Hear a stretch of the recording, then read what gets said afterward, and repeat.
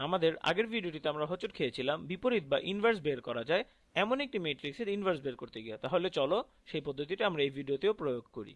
তাহলে এখন আমি শুরু করব আগে ব্যবহৃত ম্যাট্রিক্সটি দিয়েই, যেটি আমি শেষ ভিডিওতে দেখিয়েছিলাম।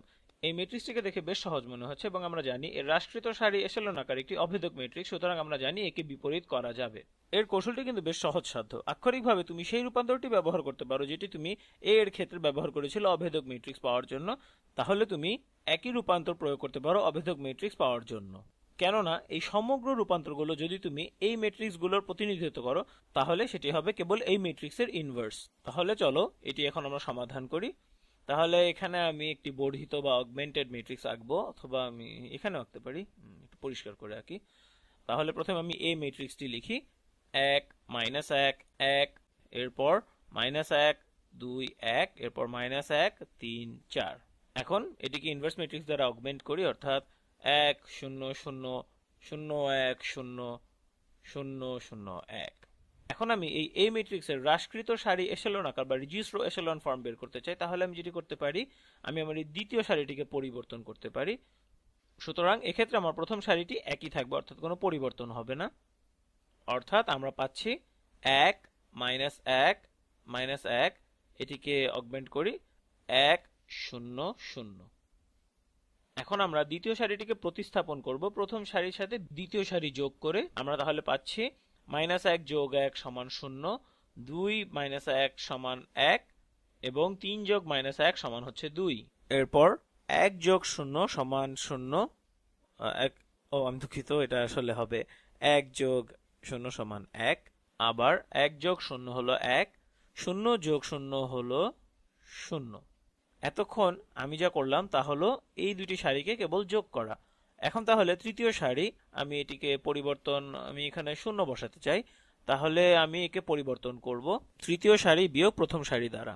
তাহলে 1 বিয়োগ 1 সমান হচ্ছে 0, 1 বিয়োগ -1 সমান হচ্ছে 2, 4 বিয়োগ -1 সমান হচ্ছে 5, 0 বিয়োগ 1 হলো -1, 0 বিয়োগ 0 হলো 0 এবং এরপর 1 বিয়োগ 0 হলো 1।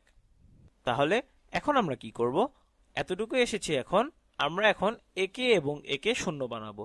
তাহলে এখন আমাদের দ্বিতীয় সারিটিকে আমরা দ্বিতীয় সারিটিকে এখন একই রাখবো।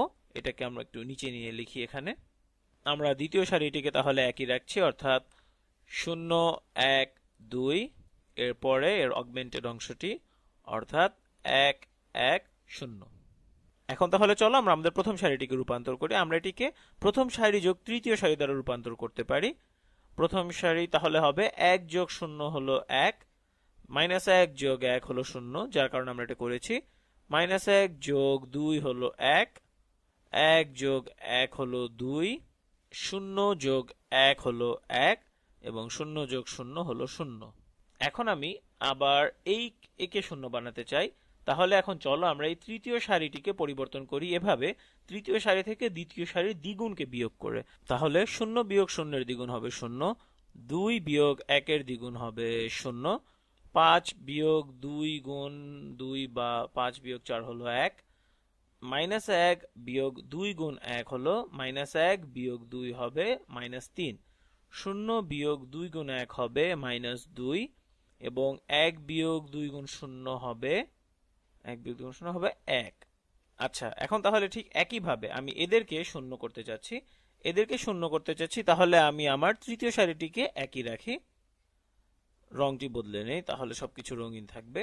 আমি আমার তৃতীয় সারিটিকে একই রাখছি, তাহলে 0 0 1, এরপর অগমেন্টেড অংশ, অর্থাৎ -3 -2 এবং 1। তাহলে এখন পরিবর্তন করি, আমরা পরিবর্তন করব প্রথম সারিকে এভাবে, প্রথম সারি বিয়োগ তৃতীয় সারির দ্বারা। তাহলে আমরা পাই 1 বিয়োগ 0 হলো 1, 0 বিয়োগ 0 হলো 0, 1 বিয়োগ 1 হলো 0, 2 বিয়োগ -3 এটি হলো 5, 1 বিয়োগ -2 এটি হবে 3, 0 বিয়োগ -1 এটি হবে -1। এখন তাহলে চলো পরিবর্তন করি দ্বিতীয় সারিটিকে এভাবে, দ্বিতীয় সারি বিয়োগ 2 গুণ তৃতীয় সারির দ্বারা।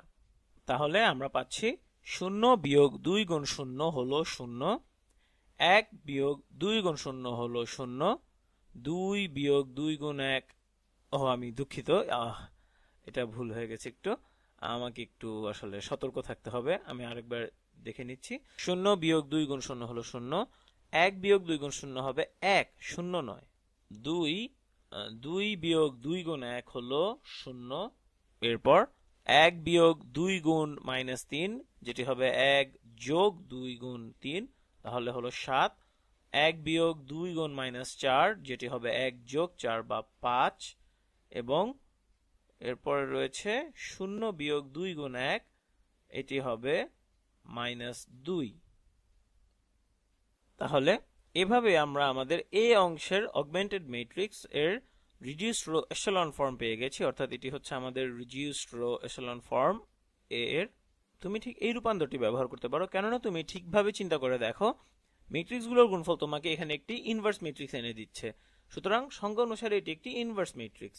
তাহলে এই ইনভার্স ম্যাট্রিক্স এর আবার বিপরীত প্রক্রিয়া করলে তুমি পেয়ে যাবে এ ম্যাট্রিক্সটি, সুতরাং এটা হচ্ছে এ এর ইনভার্স ম্যাট্রিক্স। তাহলে আমরা সমাধান করলাম ইনভার্সের, কিন্তু আমরা দেখতে পাচ্ছি এটা অতটা জটিল ছিল না।